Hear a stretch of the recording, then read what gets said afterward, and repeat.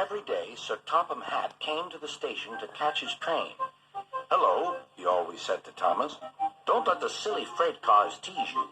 Remember, you have an important job as a special helper in the train yard."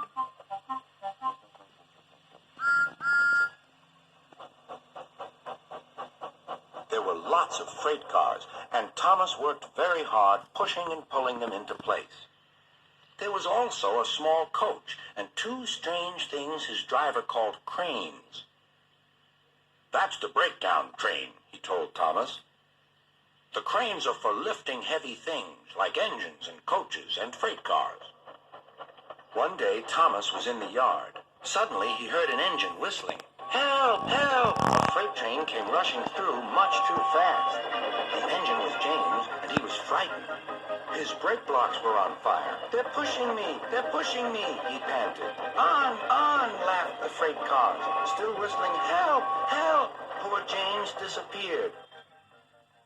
"I'd like to teach those freight cars a lesson," said Thomas the tank engine. Soon came the alarm. "James is off the line! The breakdown train! Quickly!" Thomas was coupled on, and off they went.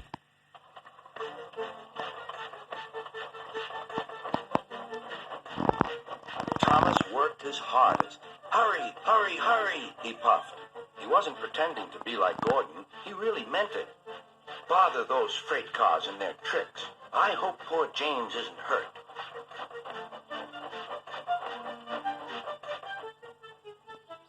James's driver and firemen were feeling him all over to see if he was hurt.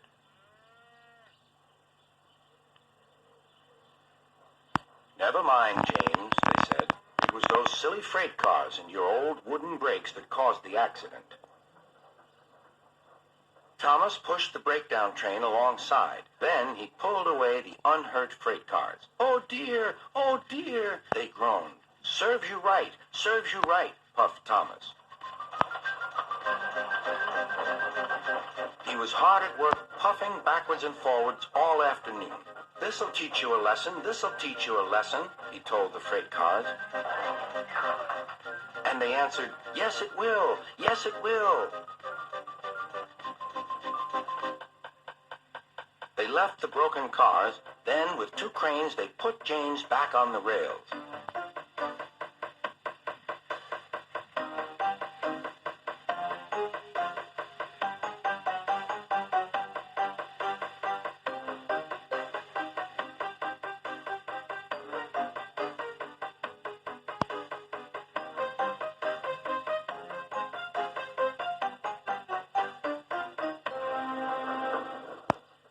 He tried to move, but he couldn't, so Thomas helped him back to the shed.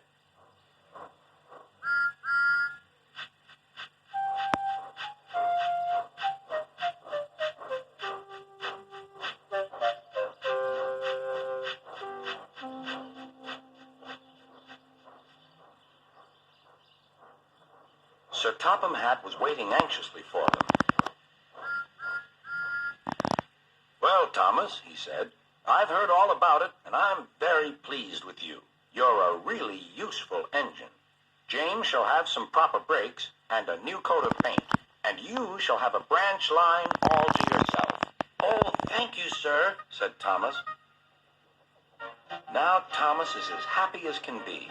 He has a branch line and two coaches called Annie and Clarabelle. He puffs proudly backwards and forwards with them all day.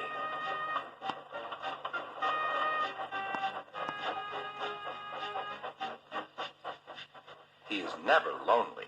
Edward and Henry stop quite often and tell him the news. Gordon is always in a hurry, but never forgets to say, "Boop, boop," and Thomas always whistles, "Beep, beep," in return.